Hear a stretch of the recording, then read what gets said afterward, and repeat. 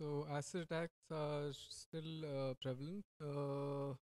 Around 200, 300 reported cases across the country, but there are no official statistics, unfortunately. So if you go online, you'll find many different numbers in different articles.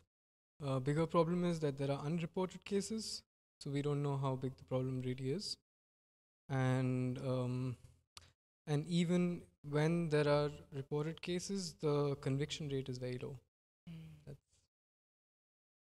Yeah, and probably also the like the information about what to do against it, how to prevent it, how to cure it, is also not that well delivered.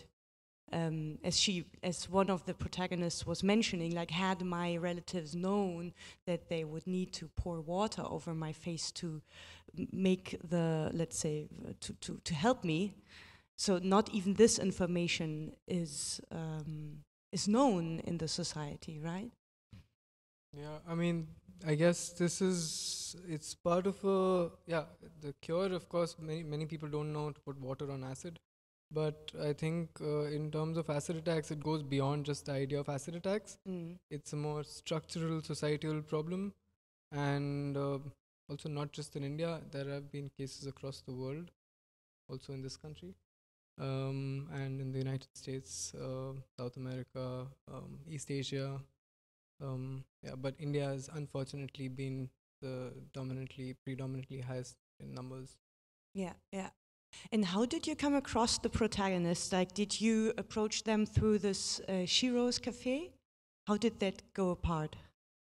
Yeah, actually, just on a hunch, I went to the cafe. I read about a lot about it online, and when I first saw articles online, I saw pictures and videos of girls who were extremely ecstatic and smiling and happy, and made me really curious that with distorted faces they are still extremely happy. So the two things didn't match. So I was very curious to meet them. I went there, and the first two people I became friends with were my protagonists, and and then friendship began.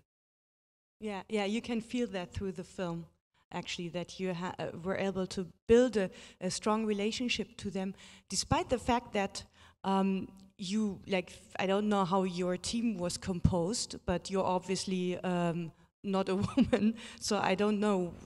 Was that in the beginning an issue, or could they differentiate between that?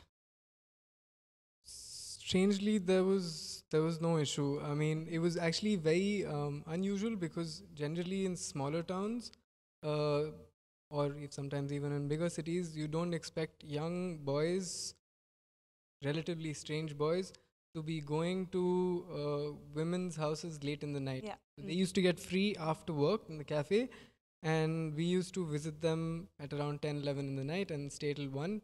This is not common at all. And but they were so welcoming, and it was a space to just talk and relax and be yourself. And But that's great. So they were not suspicious at all, and somehow not. It was okay. felt very, very natural and comfortable. Well, yeah, probably also because you proved them that you were interested in their stories and that you wanted to, you know, help this, like, raise more attention for this issue.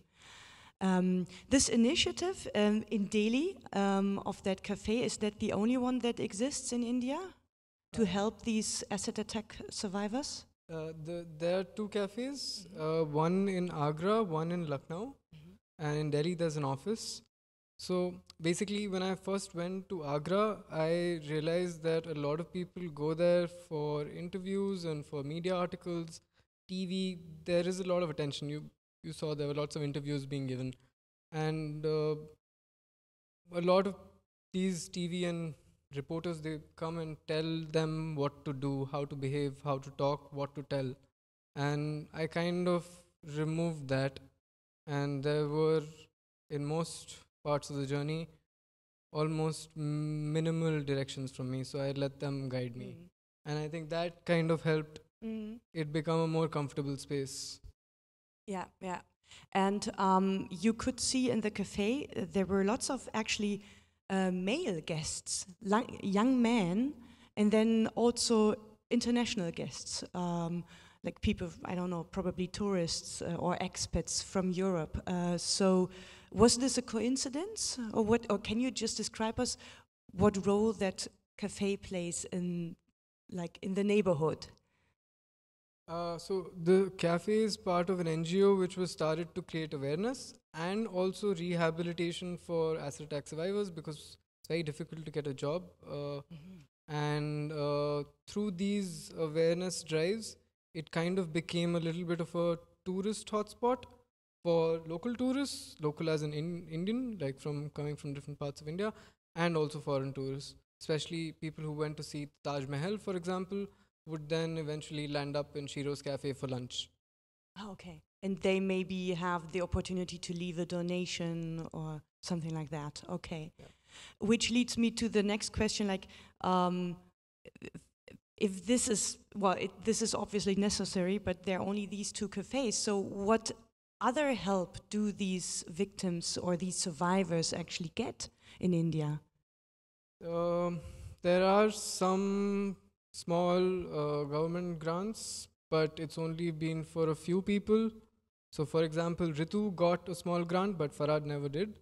It depends from which state you're from, and also it's a very small amount of money, which doesn't take care of a lot of medical issues that you have thereafter, and psychological. I mean, that's and there are a few more NGOs in the country, but yeah, it's the problem still at hand. So it's all in the hands of the NGOs. What does the government do?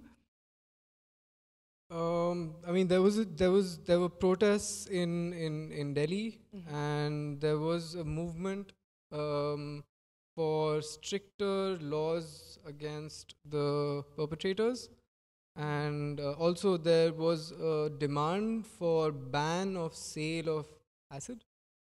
Yeah. The government tried, but it didn't really pan out. It didn't work. There was no ban on acid.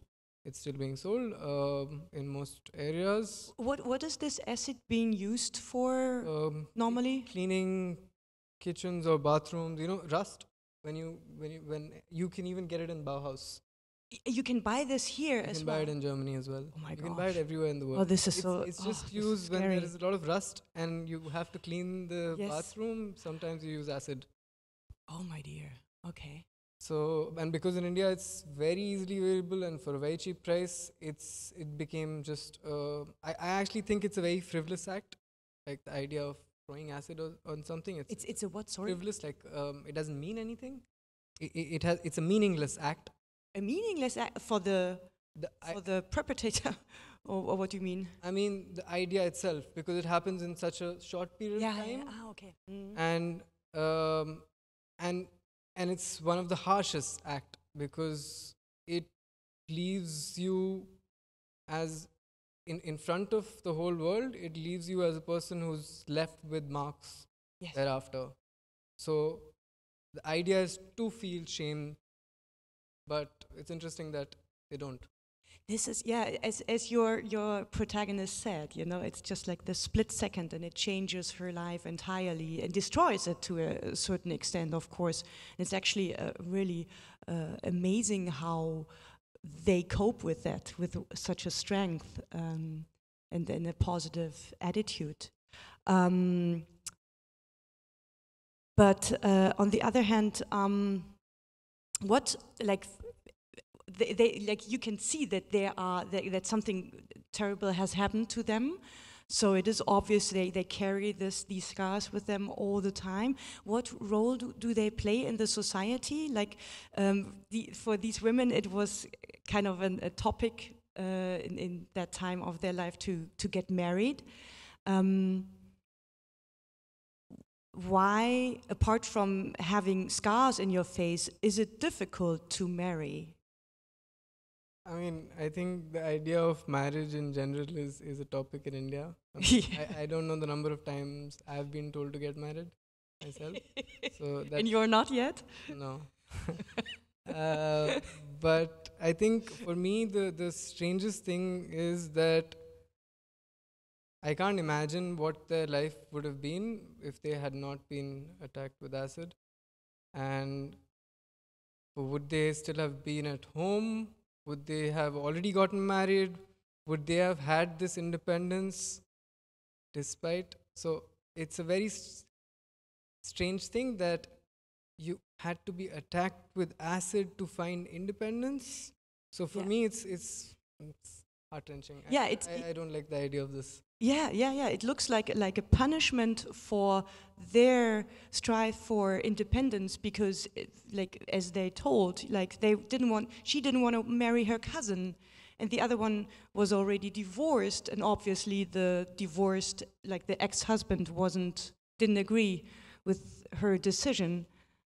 So, but when you like when they remarry, for instance, what does that mean for the husband then on her side? Do the society do they think, oh, maybe that husband has done this to her, or is it more the other way around? Maybe this woman with the scars on her face has done something wrong in her life. Like, what are the prejudices?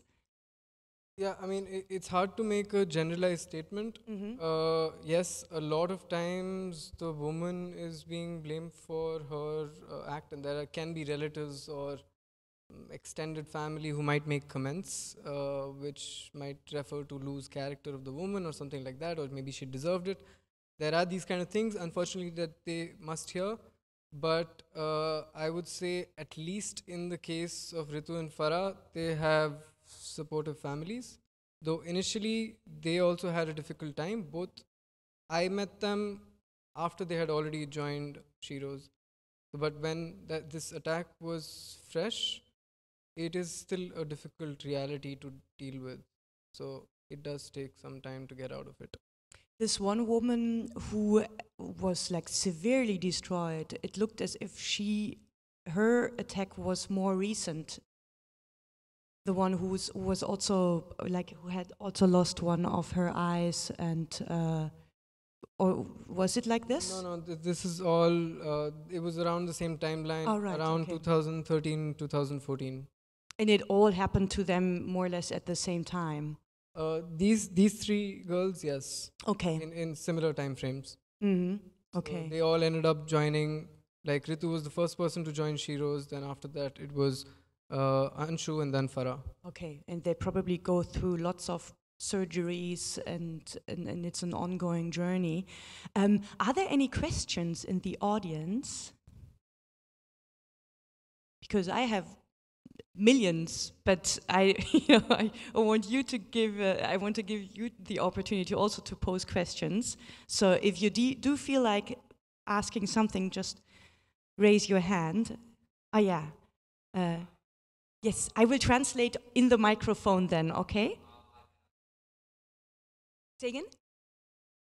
Yes, it's just so that because. Hello, by the way, we also have some viewers online so that they can hear you.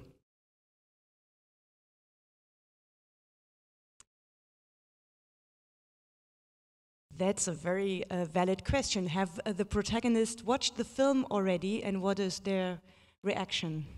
The protagonists have seen the film, and the reaction was amazing. One, they were reliving the entire journey. So because it took about a little bit more than 5 years. So I could see their eyes lighting up after in different scenes and giggling and laughing. And another thing I remember them saying that they felt that it was quite well balanced between the two. I gave them each equal amount of attention. Yeah, yeah, that's also important, of course. Yeah.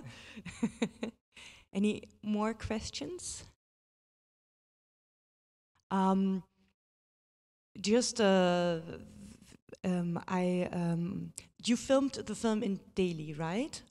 Mostly. I was going around. So it was in Delhi, it was in Agra, Lucknow, and their hometowns, Rohtak and Faizabad. Okay, because I've traveled and filmed in India a lot, but I was mostly in South India, and I've never actually come across an acid attack survivor. Of course, I knew about the issue when I traveled there, but I was just wondering, is this more an issue of North India?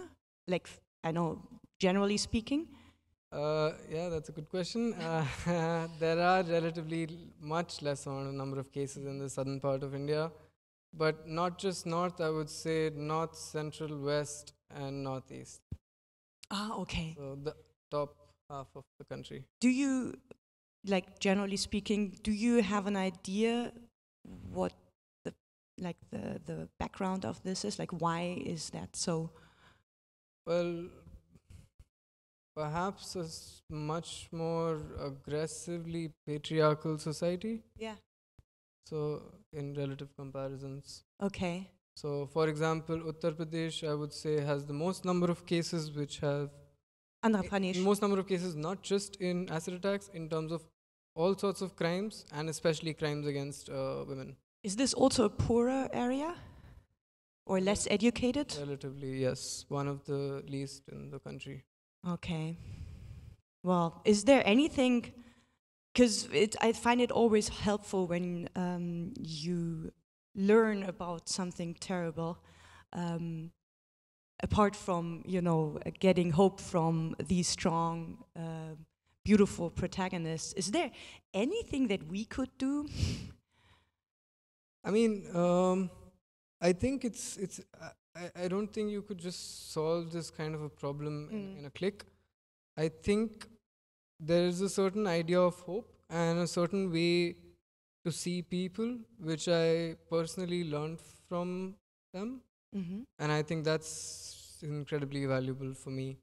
And Yeah. if that can carry on and to people across, whoever is coming across this film, I think that would be a nice thing. Yeah, I think the film itself is already a first step, because it will, of course, travel a lot. Like, not only will it be shown here in Germany, but it, was already shown in other countries and will.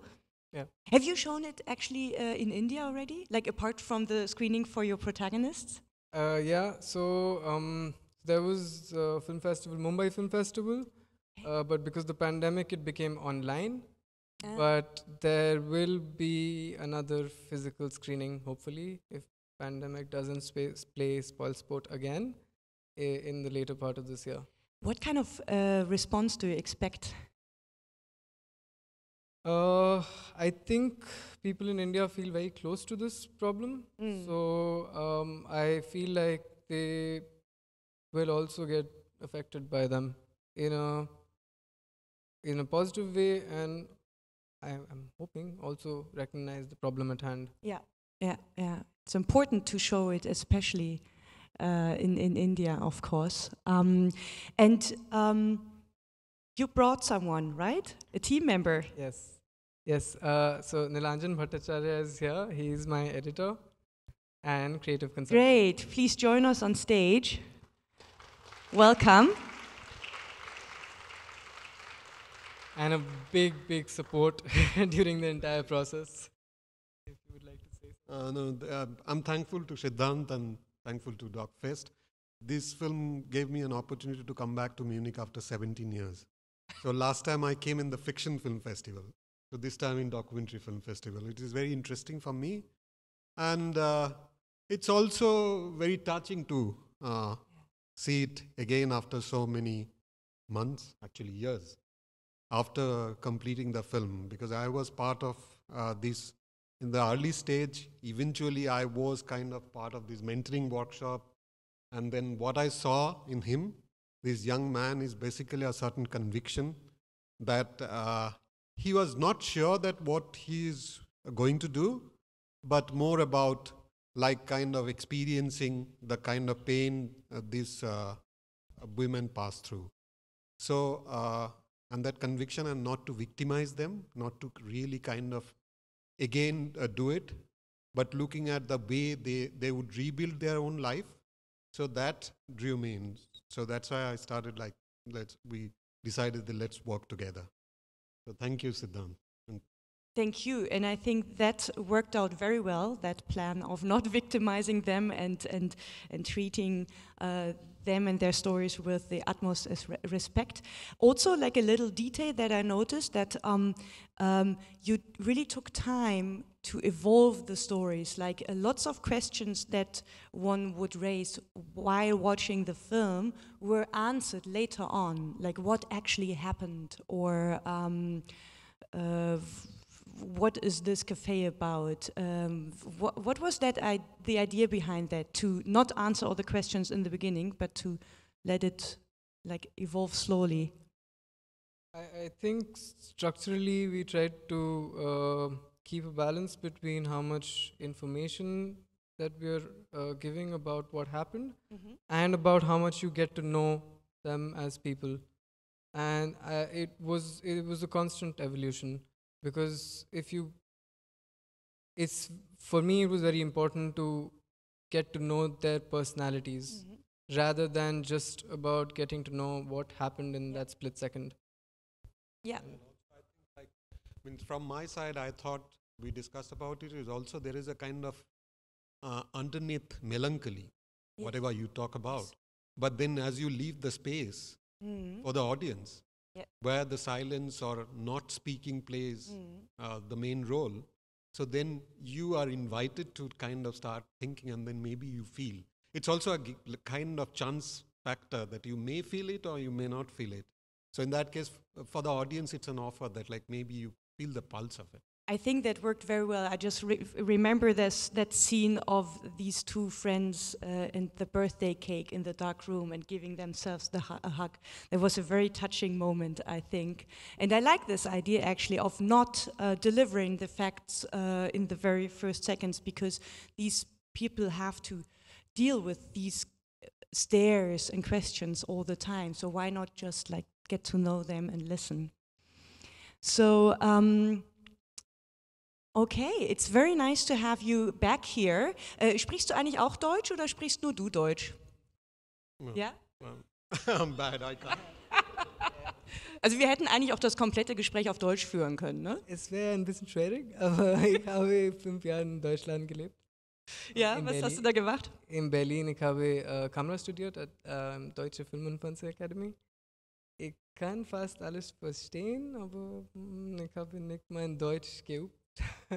Aber du hast viel gelernt über Cinematografie an der DFFB, ne? Und das hat man ja schon in dem Film gesehen.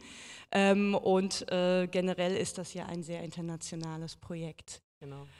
Dankeschön. Danke. Ja. Thank you so much. If you want to watch the film again, or if you want to tell your friends, please do so. It will be screened again on Monday at the Rio 2, on Thursday at the Atelier 1, and then, of course, from May 9th until May 22nd online, wherever you are.